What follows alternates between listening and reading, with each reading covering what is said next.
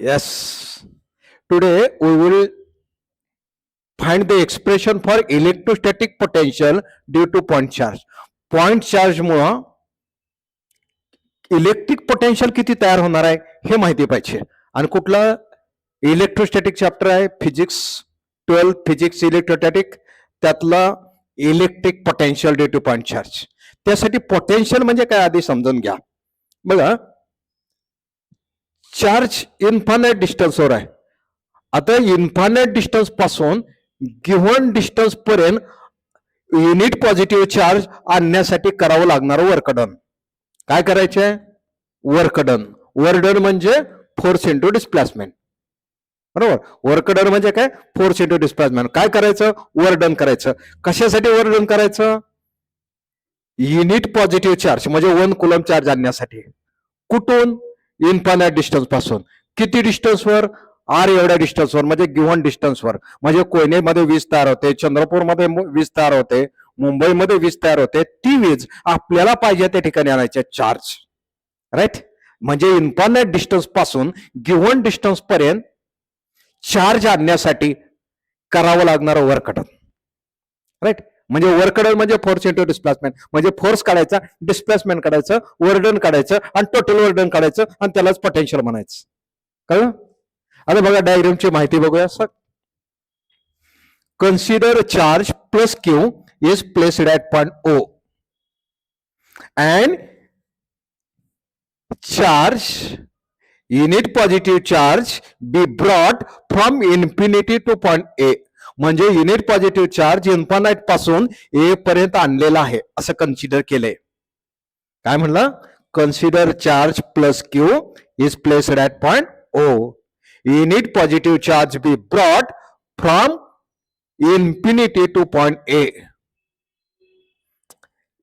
M is the point on the path which is at a distance x from O, and A is the point which is at a distance r from O.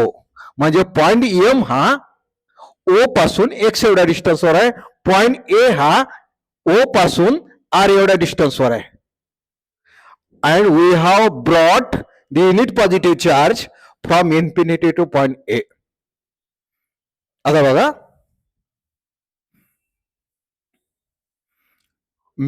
काय काढायचे आपल्याला? Work done. बरोबर. Work done म्हणजे काय? Minus force into displacement. त्यासाठी तुम्हाला काय काढायला लागेल? वर्क फोर्स काढायला लागेल. So what is magnitude of force? काय काढायचे? फोर्स कुणावर? क्यू एवढ्या चार्ज न युनिट पॉझिटिव्ह वर ऍक्ट केलेला चार्ज. फोर्स म्हणजे force acting on unit positive charge due to Q is काय काढायचा? फोर्स. आता फोर्स कसा? त्यासाठी कुलॉम्स लॉ आपण बघितलाय. फोर्स काय सांगितला बघा, नीट समजून घ्या. Suppose Q1 is the one charge, Q2 is another charge, and R is the distance between them.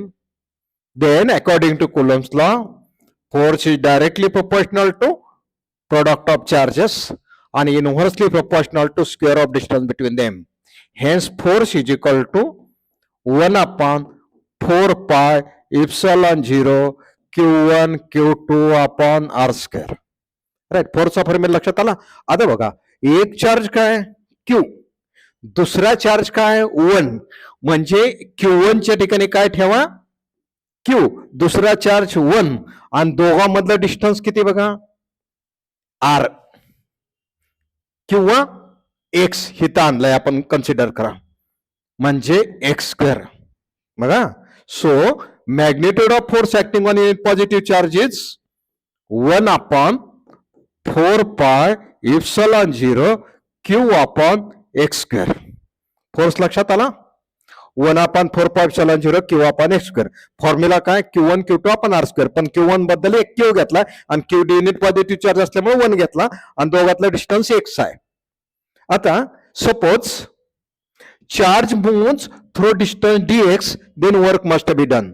आता बघा एम पासून एन पर्यंत काय आणायचे, चार्ज आणायचे. किती डिस्टन्स वर, डीएक्स वर.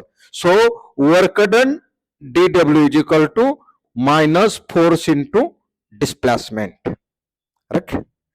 minus force into displacement. This is the equation number 1. This is the equation number 2. काय केलं, वर्डन. वर्डन म्हणजे काय, फोर्स इंटू डिस्प्लेसमेंट. फोर्स माहिती आहे, डिस्प्लेसमेंट किती केलं, एम पासून एन पर्यंत. आता आपल्याला हे स्मॉल डिस्प्लेसमेंट साठी केलंय. आपल्याला टोटल वर्डन काढायचे आहे. काय काढायचे आहे, टोटल वर्डन. कुठून कुठपर्यंत बघा, इन्फानाइट डिस्टन्स पासून आर एवढ्या डिस्टन्सवर, म्हणजे चार्ज हा इन्फिनिटी तो आणायचा ए या पॉइंटला. So total work done DW is equal to integration of infinity to R minus force into displacement. Total work done काढलं, मायनस फोर्स इंटू डिस्प्लेसमेंट ठेवलं आणि टोटल काढण्यासाठी इंटिग्रेशन घेतलं. So what is the value of F, infinity to R minus आणि force म्हणजे 1/4 epsilon 0 Q/x² आणि हे distance dx. Right. आता आपल्याला काय बघा, dx आलं तर x व्हेरिएबल, dy आलं तर y व्हेरिएबल, dt आला तर t व्हेरिएबल, dθ आला तर थिटा व्हेरिएबल. आता dx लिहिले म्हणजे x व्हेरिएबल, म्हणजे x सोडून बाकीच्या क्वांटिटी इंटिग्रेशनच्या बाहेर. सो मायनस 1/4 इप्सिलॉन 0 आणि Q पण बाहेर, integration infinity to r 1/x² dx. आता आपल्याला इंटिग्रेशन काय काढायचे आहे, तर x⁻n साठी. x⁻n चा फॉर्म्युला काय, x⁻n+1/n+1. त्यासाठी ती क्वांटिटी कुठे पाहिजे, न्यूमरेटरला पाहिजे. म्हणून 1/x² न्यूमरेटरला येतो, डिनॉमिनेटरला येतो न्यूमरेटरला ना. Q/4 epsilon 0 integration infinity to r x⁻² dx. नक्की कळालं.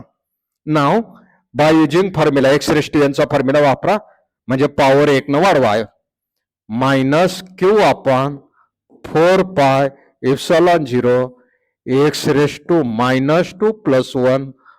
1/-2 + 1 आणि हे इन्फिनिटी इथं ठेवली, आर इथं ठेवला.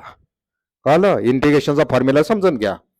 x² चे इंटिग्रेशन काय, x³ / 3 पॉवर 1 न वाढवायची. x³ चे इंटिग्रेशन काय, x⁴/4. x⁴ चे इंटिग्रेशन काय, x⁵/5 म्हणजे पॉवर 1 न वाढवा. तशी x⁻² + 1/-2 + 1. आता हे सिम्प्लिफाय करा.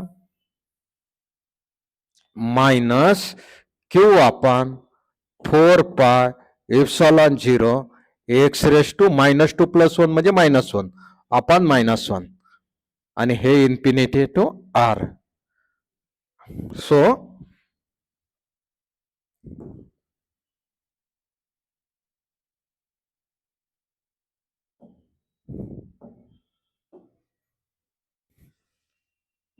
इज इक्वल टू हे मायनस Q/4 इप्सिलॉन 0 हा x⁻² -1 खाली आला की काय झाला, 1/x आणि इथलं मायनस साइन आणि हे इन्फिनिटी टू आर. बघा लक्षात राहिलं. आता इंटिग्रेशन बघा, हे मायनस साइन बाहेर काढतो, minus minus plus Q/4 epsilon 0 1/x and limit from infinity to r. Right. आता x दिसतंय तिथं अप्पर व्हॅल्यू ठेवायची, that is Q/4 epsilon 0 1/r minus चिन्ह द्या आणि लोअर व्हॅल्यू ठेवा infinity 1/∞ is equal to Q/4 epsilon 0 1/r आणि 1/∞ काय असतं, 0. काय 1/∞ 0 असताना 1/0 इन्फिनिटी असतं, हे विसरायचं नाही. So Q/4 epsilon 0 r. This is the expression for work done. But work done म्हणजेच potential. Hence potential potential due to charge Q is V is equal to burden is equal to Q upon 4 pi epsilon 0 into R. This is the expression for potential. Right? Like करा, subscribe करा. Thank you very much.